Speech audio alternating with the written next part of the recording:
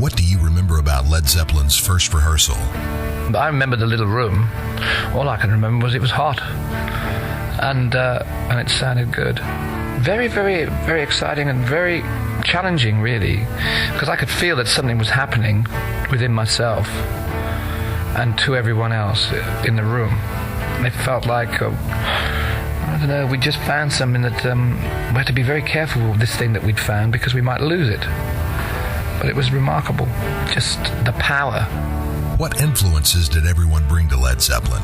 Well, we'd pick out all the records that more or less formed the basis for Led Zeppelin, the first Led Zeppelin album. A lot of Howlin' Wolf, Muddy Waters, Robert Johnson, Joan Baez, Larry Williams, a lot of rockabilly, Gene Vincent, stuff I talk about when I'm talking about my own career and why I still do what I do. A lot of stuff left and right of center, and I took a load of Moby Grape stuff, the first 2 Grape albums, and Forever Changes by Love, or a lot of American West Coast stuff, which really had caught me and saved me from ending up being the typical English pub singer, because I found that in California, or the Californian musical scene was at least the spearhead or the great indicator of how music should actually have some bearing on, or at least some little pointers and indications on actual social behavior, if you like, and social awareness. So I came loaded up with that, and Pagey was playing blues and rock and roll, and it was great. If we did nothing else, that was really good. Tell us how Led Zeppelin replaced Jeff Beck's group for their first U.S. tour. Yeah, well, Jeff, he wasn't really consistent about his playing, isn't that a nice way of putting it? He'd run away a lot, and quite rightly so. I mean, some people like it and some people don't, playing on the road. But anyway, whatever happened, and we ended up in Denver, 26th of December, 1968, with a silly look on our faces. And, wow, it just happened. How do you feel about the first Led Zeppelin album?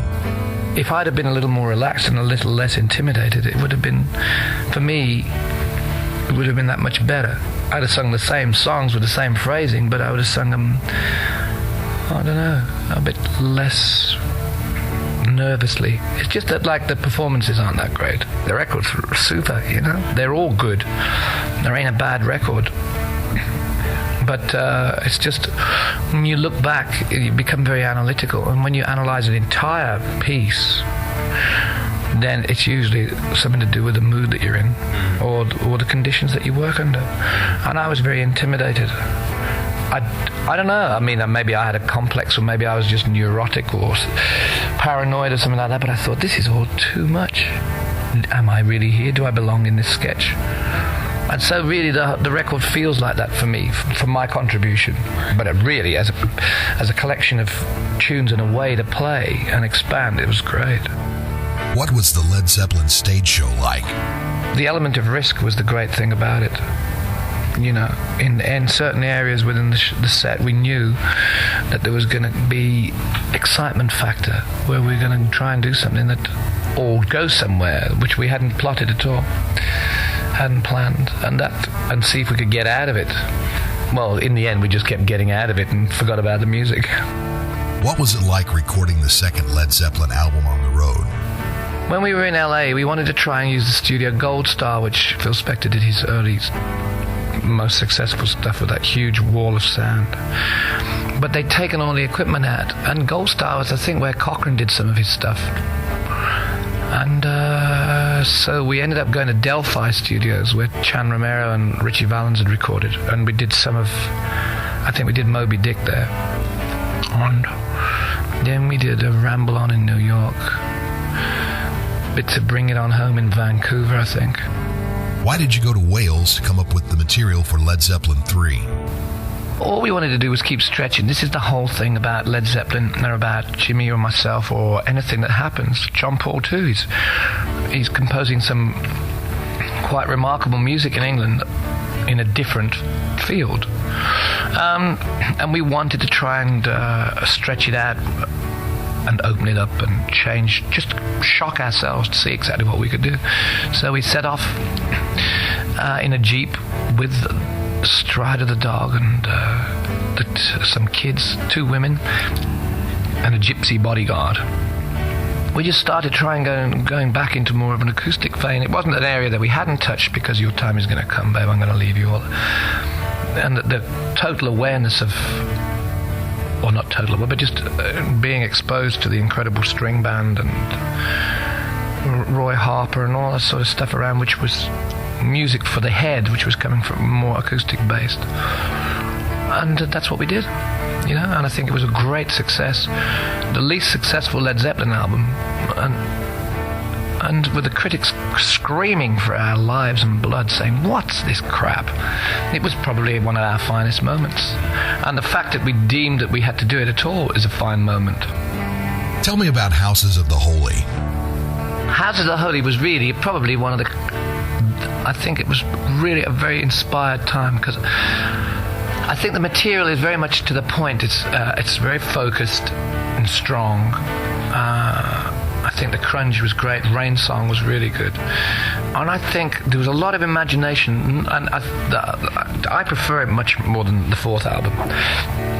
I think it's much more varied, and it has a flippance with stuff like Jamaica, which showed up later again in Through the Outdoor with stuff like Hot Dog, and Candy Store Rock on Presence, which was a complete sort of me trying to be Ral Donner or Elvis or whatever, just like on Nirvana Now or Hurting Kind, I think it was a very successful time, and things like Jamaica, we were going for an ultimate drum sound. There was a track by Dee Warwick called Foolish Fool on Philips that was a minor hit, a black hit in Detroit around that time, and we tried to get the drums to sound the same as on her record. She was Dionne Warwick's sister, hopefully still is, and it was a great record, really good, very proud of that, a great time. And it was quite smug, the fact that we'd done Houses of the Holy as a song, but we put it on Physical Graffiti. It was all as usual twee English schoolboy tricks. How did Cashmere come about? Following the 75 tour, Jimmy and I, we finished off, after playing in America, we played for a week at Earl's Court in London, which was quite an achievement. And we just had to get away, so we went to Morocco. And it was great to get away, and especially as Jimmy, I don't think had been to Morocco before. It was good for me to show him places that I'd been to, and the kind of hubbub of Marrakesh, chaos.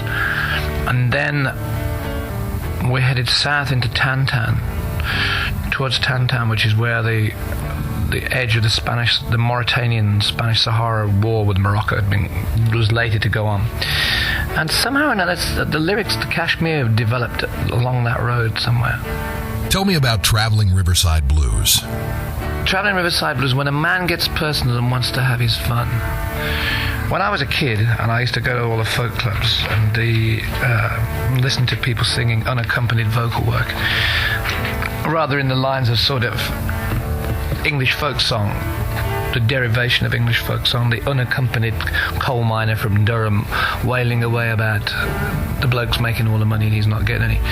And then you had the Woody Guthrie element, the kind of Americana with the Jack Kerouac existentialist sort of movement. So you got all this kind of blues stroke folk stroke jazz, which I was a little young to be really have a comprehensive schooling on it, but I was just about old enough to look like I could get into these clubs because they served alcohol, and I used to sit at the back and listen to all this stuff, and I was weaned and drawn into blues. And on June the 20th, 1937 in Dallas, Traveling Riverside Blues was first recorded on Columbia, and it says, if a man gets personal and wants to have his fun, best come back to Friars Point, mama, and Barrel House all night long. Now the idea of that, it seemed much better than chartered accountancy.